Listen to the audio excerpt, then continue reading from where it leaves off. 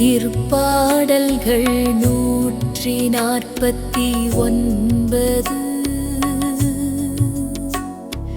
அல்லேலூயா, ஆண்டவருக்கு புதியதொரு பாடலை பாடுங்கள்.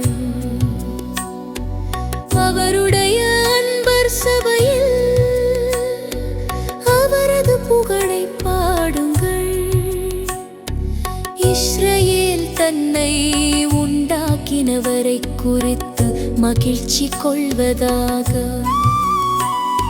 சீயோனின் மக்கள் தம் அரசரை முன்னிட்டு களி கூர்வார்களாக.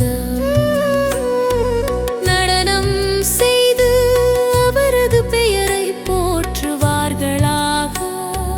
மத்தளம் கொட்டி யாழிசைத்து அவரை புகழ்ந்து பாடுவார்களாக.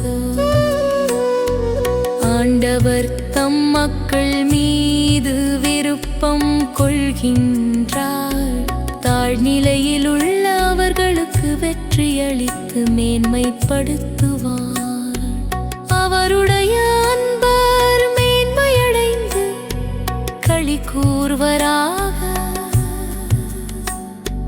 மெத்தைகளில் சாய்ந்து மகிழ்ந்து கொண்டாடுவராக. அவர்களின் வாய் இறைவனை ஏத்தி புகழட்டும். அவர்களின் கையில் இருபுறமும் கூர்மையான வாள் இருக்கட்டும்.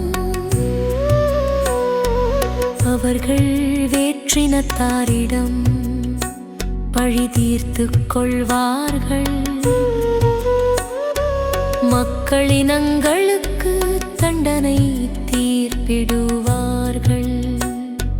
வேற்றின மன்னர்களை விலங்கிட்டு சிறை செய்வார்கள். உயர்குடி மக்களை இரும்பு விலங்குகளால் கட்டுவார்கள். முன்குறித்து வைத்த தீர்ப்பை அவர்களிடம் நிறைவேற்றுவார்கள்.